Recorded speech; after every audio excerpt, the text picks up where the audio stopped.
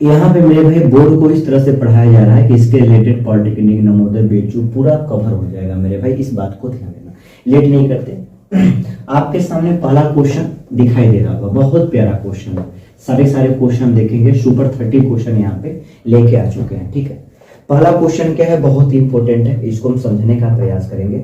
यहाँ पे वो है अभाज्य गुणनखंड, पहले हम पॉइंट को समझेंगे, ठीक है, क्वेश्चन उस पर सेट हो जाएगा, हम इस पर खसल जाते हैं, ठीक है। पहले हम स्पेशल पॉइंट को समझेंगे। क्वेश्चन आपके सामने दिखाई दे रहा होगा, बहुत प्यारा क्वेश्चन है।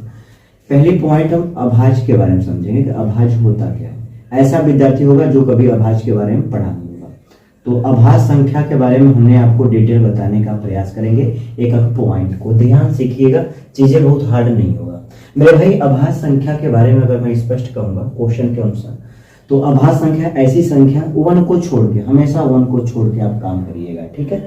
ऐसा संख्या जिसको काटने वाला कोई मेरे भाई पैदा न लिया हो, वो संख्या किसी और से ना कटे, या सो खुद से कटे, ठीक है, 1 को छोड़ के, 1 से तो ऑलरेडी करता ही है, या ठीक है। यहाँ पे समझेंगे ऐसी संख्या जिसको काटने वाला कोई पैदा न लिया हो, जैसे हम 8 की बात करें तो 8 आपका कट जाएगा, ठीक है। 1 को छोड़ के, मैं बार बार बोल रहा हूँ, ऐसी संख्या जिसको कोई काटने वाला पैदा नहीं लिया हो, उसे क्या बोलते हैं, अभाज्य बोलते हैं।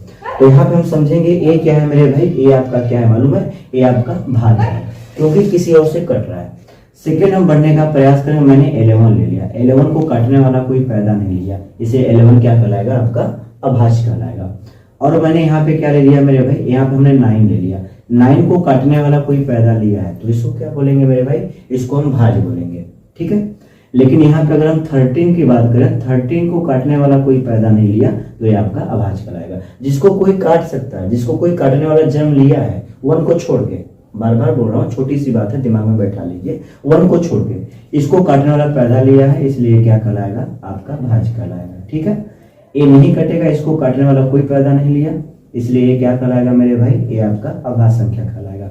इसको भी काटने वाला कोई पैदा लिया है, इसलिए इसे क्या बोलेंगे, भाज्य बोलेंगे। ये भी, इसको काटने वाला कोई पैदा नहीं लिया है, इसलिए इसको क्या बोलेंगे, अभाज्य संख्या बोलेंगे। क्वेश्चन कौन सा हम लगाने का प्रयास करेंगे, कह रहा है कि ऐसा कौन सा नंबर है जिनके 3 अभाज्य, ठीक है, जिनके 3 अभाज्य मिल रहे हैं। तो यहाँ पे हम देखेंगे ऑप्शन नंबर डी को हम लाइक करेंगे। ये जो ऑप्शन नंबर डी है 13, इसके 3 नंबर मिलेंगे, और तीनों क्या होंगे, जो किसी से नहीं कटेंगे। जैसे एक हो गया 2 हो गया, एक 3 हो गया, ये आपका 5 हो गया। हमें पता है मेरे भाई 3 दूनी 6 होता है, ठीक है, और 6 पंचे आपका 30 होता है। यहाँ बताना है ऐसा कौन सा नंबर है, ठीक है। तो यहाँ पे ये आपका नंबर है मेरे भाई, ये क्या है, आपका नंबर है, ठीक है। किसके 3 अभाज्य फैक्टर होते हैं, तो यहाँ पे 30 के 3 अभाज्य फैक्टर होंगे। अभाज्य मतलब कोई काटने वाला ना हो, 5 को भी कोई काट नहीं सकता, 3 को भी कोई काट नहीं सकता, 2 को भी कोई काट नहीं सकता। ऑप्शन नंबर डी आपका राइट हो जाएगा।